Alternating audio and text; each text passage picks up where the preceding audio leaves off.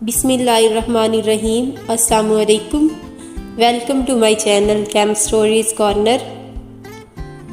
उम्मीद है आप सब खैरियत से होंगे। प्रीवियस लेक्चर में हमने मॉडर्न पीरियोडिक टेबल को डिस्कस किया था।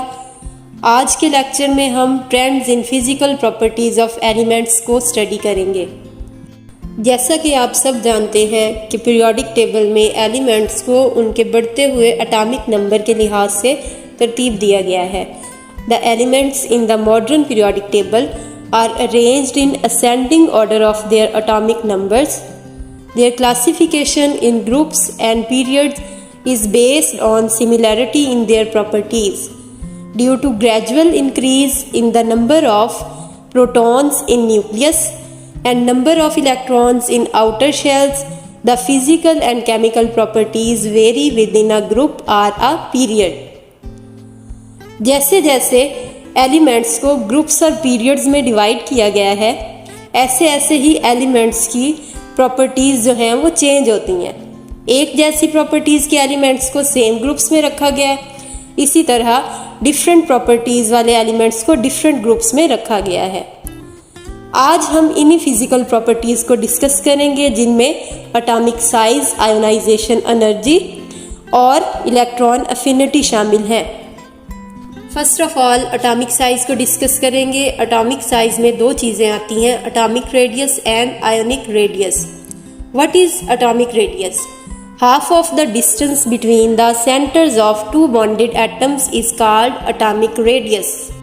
Atoms इंतहाई छोटे पार्टिकल्स हैं जिनका साइज एग्जैक्टली बताना बहुत ही मुश्किल था, इसलिए half of the distance between the centers of two bonded atoms को atomic radius माना जाता है। जैसा कि फिगर में दिखाया गया है, दो सेम एटम्स के न्यूक्लियस के दरमियान डिस्टेंस का हाफ जो है वो इन एटम्स का atomic radius है। Now we discuss how atomic radius varies along group. Atomic radius increases down the group due to increase in atomic number, addition of an extra shell. जैसे जैसे हम group में ऊपर से नीचे की तरफ आते हैं, एलिमेंट्स का एटॉमिक नंबर बढ़ जाता है, लेकिन एटॉमिक नंबर तो पीरियड में भी बढ़ता है। तो इसकी सबसे जो मेन वजह है वो addition of an extra shell है। जैसे जैसे हम ग्रुप में ऊपर से नीचे की जानिब आते हैं, एक एक शेल इंक्रीज हो जाता है हर एलिमेंट में। यहाँ पे आपको फिगर में एक सिंपल सी इलेबोरेशन दिखाई हुई है। फर्स्ट ग्रुप का सबसे पहला एलिमेंट है हाइड्रोजन, जिसकी इलेक्ट्रॉनिक कन्फिग्रेशन है 1s1। इट मीन्स कि उसमें एक ही इलेक्ट्रॉन है जो पहले शेल में मौजूद है। दूसरा एलिमेंट है लिथियम, जिसकी इलेक्ट्रॉनिक कन्फिग्रेशन है 1s2 2s1, यानी उसका पहला शेल कंप्लीट होके सेकंड शेल स्टार्ट हो गया। इसी तरह सोडियम में दो शेल्स कंप्लीट होने के बाद थर्ड शेल जो है वो स्टार्ट हो जाता है। तो जैसे जैसे एक्स्ट्रा शेल इनमें इंक्रीज होता है, इनका एटॉमिक साइज आप देख रहे होंगे वैसे ही इंक्रीज हो रहा है। पहले शेल में 2 इलेक्ट्रॉन्स की कैपेसिटी होती है। जब वो 2 इलेक्ट्रॉन्स पूरे हो जाते हैं तो सेकंड शेल स्टार्ट हो जाता है।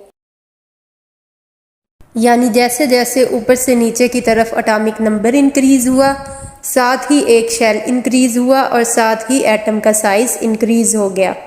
यहाँ पर आपको इन तमाम एलिमेंट्स के एटॉमिक रेडियस बताए गए हैं। लिथियम का 152, सोडियम का 186, पोटाशियम का 231, रुबीडियम का 244 एंड सीजियम का 262। यहाँ आप देख सकते हैं ये पहले ग्रुप के एलिमेंट्स हैं और इनका एटॉमिक रेडियस ऊपर से नीचे की जानिब बढ़ रहा है। Atomic radius decreases along the period due to increase in positive charge in the nucleus. Due to this charge electrons in the shells are pulled closer to the nucleus. अब बात आती है पीरियड की। पीरियड में atomic number increase होता है, लेकिन आप देख रहे होंगे कि इसमें एक्स्ट्रा शेल इंक्रीज नहीं होता, बल्कि इलेक्ट्रॉन्स उसी शेल के अंदर इंक्रीज हो रहे होते हैं। जैसे जैसे बाएं से दाएं जानिब एटॉमिक नंबर बढ़ता है, वैसे ही न्यूक्लियस के अंदर प्रोटॉन्स की तादाद भी बढ़ जाती है। इसका मतलब है कि पॉजिटिव न्यूक्लियर चार्ज जो है वो इंक्रीज हो जाता है और वो इलेक्ट्रॉन्स को अपनी तरफ खींचता है, जिसकी वजह से एटम का साइज जो है वो छोटा हो जाता है। जैसा कि आप लोग देख रहे हैं, पहले पीरियड में लिथियम से लेकर नियोन तक उसी शेल के अंदर इलेक्ट्रॉन्स फिल हो रहे हैं, क्योंकि उसी शेल को उन्होंने पहले कंप्लीट करना है। इसलिए लिथियम से नियोन तक एलिमेंट का साइज इंतहाई छोटा रह गया है। यहाँ पर थर्ड पीरियड के एलिमेंट्स के एटॉमिक रेडियाई दिखाए गए हैं। सोडियम का 186, magnesium 160, aluminium 143, silicon 118, phosphorus 110, sulphur 104 and chlorine 99, यानी सबसे कम atomic radius. Now what is ionic radius? Ionic radius को जानने से पहले हमें पता होना चाहिए what is ion. When a neutral atom loses or gain one or more electrons, it is called an ion. Ion has two types, cation and A9. Cation, an ion which is formed by gaining an electron, is called cation. It has positive charge on it. For example, sodium, magnesium. यानी ऐसा ion जिसमें electron remove किया जाए और उस पर positive charge आ जाए, उसे केटाइन कहते हैं। A9, an ion which is formed by gaining an electron, is called anion. It has negative charge. For example, chloride and fluoride. अब ऐसा आयन जो इलेक्ट्रॉन हासिल करने से बने वो एनाइन कहलाता है। केटाइन कैसे बनता है? When a neutral atom loses one or more electrons, it becomes a cation. In this process, the size of ion decreases due to the following reasons. The removal of electron or electrons results in loss of outermost shell. Removal of electrons causes imbalance in proton-electron ratio. जैसा कि मैं पहले आपको बता चुकी हूँ cation कैसे बनता है। जब भी किसी न्यूट्रल एटम में से एक इलेक्ट्रॉन रिमूव किया जाए तो उस पर पॉजिटिव चार्ज आ जाता है, जिसको केटाइन कहते हैं। केटाइन का साइज न्यूट्रल एटम से छोटा होता है। इसकी दो वजूहात है। सबसे पहली बड़ी वजह, जब भी हम किसी न्यूट्रल एटम से इलेक्ट्रॉन रिमूव करते हैं तो हो सकता है उसके साथ उसका आउटर मोस्ट शेल भी रिमूव हो जाए और उससे उसका साइज छोटा हो जाएगा। दूसरी बड़ी वजह यह है कि न्यूक्लियस के अंदर प्रोटॉन्स की तादाद तो वही रहेगी, लेकिन इलेक्ट्रॉन कम हो जाएगा, जिससे उनके दरमियान एक इम्बैलेंस क्रिएट हो जाएगा। यहाँ पर सोडियम में 11 इलेक्ट्रॉन्स हैं और 11 ही प्रोटॉन्स हैं। जब वो एक इलेक्ट्रॉन रिलीज कर देगा तो उसके पास 10 इलेक्ट्रॉन रह जाएंगे और प्रोटॉन वही 11 रहेंगे, जिससे पॉजिटिव और नेगेटिव चार्ज के दरमियान एक इम्बैलेंस आ जाएगा, जिसकी वजह से उस आयन का साइज छोटा हो जाएगा।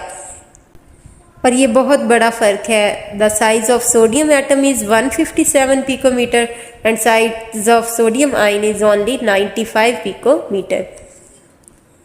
When a neutral atom gains one or more electrons, it becomes an anion. In this process, the size of ion increases due to the following reasons. The addition of one or more electron in the shell of neutral atom enhances repulsion between the electrons, causing expansion. Sometimes an extra shell is added. A9 के case में जब कोई electron बाहर से आता है तो हो सकता है उस केस में एक शेल और इंक्रीज करना पड़े, जिसकी वजह से उसका साइज बढ़ जाए।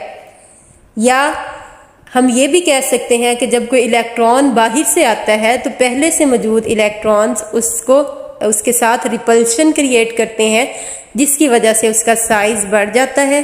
जैसा कि size of fluorine atom is 72 picometer and size of fluoride ion is 136 picometer. यानी जब एक एक्स्ट्रा इलेक्ट्रॉन ऐड हुआ है तो उस पर नेगेटिव चार्ज भी आ गया है और उसका साइज भी बढ़ गया है। अब हम देखेंगे कि आयनिक रेडियस ग्रुप्स और पीरियड्स में कैसे चेंज होता है। In a group similar charge ions increase in size from top to bottom within a period isoelectronic positive ions show a decrease in ionic radius. Ionic radius का trend जो है वो same atomic radius की तरह ही है, यानी जैसे जैसे हम ग्रुप में ऊपर से नीचे की जानिब आते हैं एक शेल इंक्रीज होता है जिससे आयनिक साइज भी बढ़ जाता है, और जैसे जैसे हम पीरियड में बाएं से दाएं जानिब जाते हैं शेल इंक्रीज नहीं होता बल्कि न्यूक्लियर चार्ज इंक्रीज होता है, जिसकी वजह से इलेक्ट्रॉन्स जो हैं वो न्यूक्लियस के करीब आते जाते हैं और साइज छोटा होता जाता है। और बिल्कुल सेम यही ट्रेंड जो है वो आइसो इलेक्ट्रॉनिक नेगेटिव स्पीशीज के लिए भी सेम यही ट्रेंड है। Ionisation energy, it is the minimum quantity of energy which is required to remove an electron from the outermost shell of its isolated gaseous atom in its ground state. Energy की वो मिकदार जो किसी भी neutral atom से एक electron को remove करने के लिए दरकार होती है उसको आयोनाइजेशन एनर्जी कहते हैं। जैसा कि एग्जाम्पल में सोडियम एटम दिखाया गया है, इसमें से जब एक इलेक्ट्रॉन रिमूव किया जाता है तो उसके लिए जो आयोनाइजेशन एनर्जी दरकार होती है वो 496 किलो जाउल पर मोल है। आयोनाइजेशन एनर्जी की भी डिफरेंट काइंड्स हैं, जैसा कि first ionisation energy, the energy required to remove first electron is called first ionisation energy, यानी किसी भी न्यूट्रल एटम से पहला इलेक्ट्रॉन रिमूव करने के लिए जो एनर्जी दरकार होती है उसको फर्स्ट आयोनाइजेशन एनर्जी कहते हैं। यहाँ पे मैग्नीशियम एटम दिखाया गया है और उसके लिए first ionisation energy 718 kilo joule per mole है। Now what is second ionization energy? The energy required to remove second electron is called second ionization energy. अब इसी मैग्नीशियम एटम में से जिसमें से पहले एक इलेक्ट्रॉन निकल चुका है और दूसरा इलेक्ट्रॉन रिमूव करना है, उसके लिए जो एनर्जी दरकार होगी उसको सेकंड आयोनाइजेशन एनर्जी कहते हैं। और मैग्नीशियम की second ionisation energy 1451 kilo joule per mole है। आयोनाइजेशन एनर्जी डिफरेंट फैक्टर्स पर डिपेंड करती है, जिनमें magnitude of nuclear charge, size of the atom and shielding effect शामिल हैं। सबसे पहले आपको पता होना चाहिए what is shielding effect. The shielding effect is actually the repulsion due to electrons in between the nucleus and the outer most shell, यानी जो इलेक्ट्रॉन्स बिल्कुल न्यूक्लियस के साथ मौजूद होते हैं और सबसे लास्ट शेल में जो इलेक्ट्रॉन्स मौजूद होते हैं उनके दरमियान जो रिपल्शन होती है उसको शील्डिंग इफेक्ट कहा जाता है। Ionisation energy decreases down the group which is due to shielding effect increases as the size of atom increases due to addition of an extra shell. It is the reason of decreasing ionization energy. Group में ऐसे जैसे ऊपर से नीचे की जानिब आते हैं एक एक्स्ट्रा शेल इंक्रीज होता है जिससे रिपल्शन जो है वो बढ़ जाती है और इलेक्ट्रॉन्स एक दूसरे को दूर दूर धकेलते हैं, जिसकी वजह से शील्डिंग इफेक्ट भी इंक्रीज होता है और साइज भी बढ़ जाता है। इसलिए इलेक्ट्रॉन को रिमूव करना इजी हो जाता है और आयोनाइजेशन एनर्जी की मिकदार कम हो जाती है। अब बात आती है पीरियड की। Smaller the atom with greater nuclear charge, more strongly electrons are bound to the nucleus. As moving from left to right along the period, outer shell remains the same and nuclear charge increases. Therefore it is difficult to remove electron and value of ionization energy will increase. Period में बाएं से दाएं जानिब क्योंकि atom का size जो है वो कम होता है और न्यूक्लियर चार्ज बढ़ता है, जिसकी वजह से न्यूक्लियर चार्ज इलेक्ट्रॉन्स को अपने साथ बाउंड रखता है और इलेक्ट्रॉन्स को रिमूव करना मुश्किल हो जाता है। इसलिए आयोनाइजेशन एनर्जी की मिकदार पीरियड में इंक्रीज होती रहती है। अब हमारी लास्ट फिजिकल प्रॉपर्टी है इलेक्ट्रॉन अफिनिटी।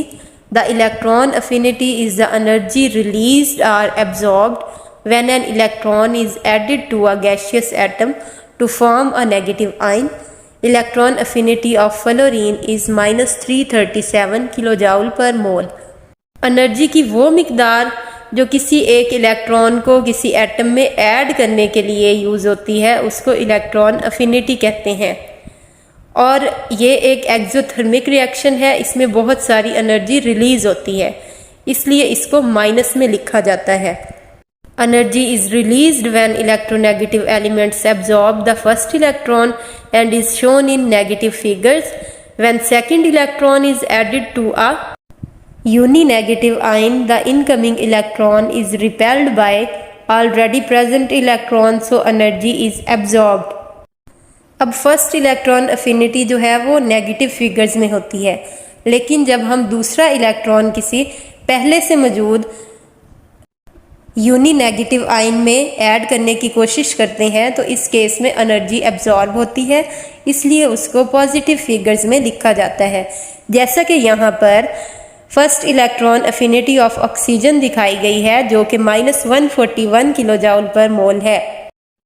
और जैसे ही हम इस यूनी नेगेटिव आयन में कोई दूसरा इलेक्ट्रॉन ऐड करने की कोशिश करेंगे तो इस केस में एनर्जी एब्जॉर्ब होगी और इसकी amount +780 kilo joule per mole है।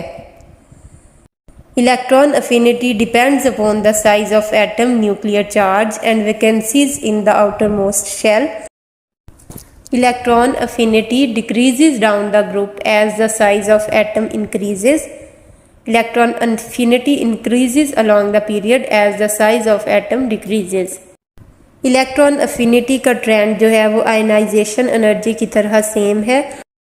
जैसे जैसे पीरियड में एटम का साइज कम होगा, आयोनाइजेशन एनर्जी की तरह इलेक्ट्रॉन अफिनिटी की अमाउंट भी बढ़ जाएगी और इसी तरह ग्रुप में जैसे जैसे एटम का साइज बढ़ेगा उसी तरह इलेक्ट्रॉन अफिनिटी की अमाउंट भी कम हो जाएगी।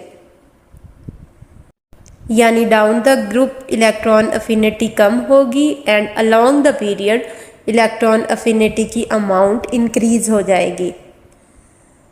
तो ये था हमारा आज का lecture. Thank you for watching.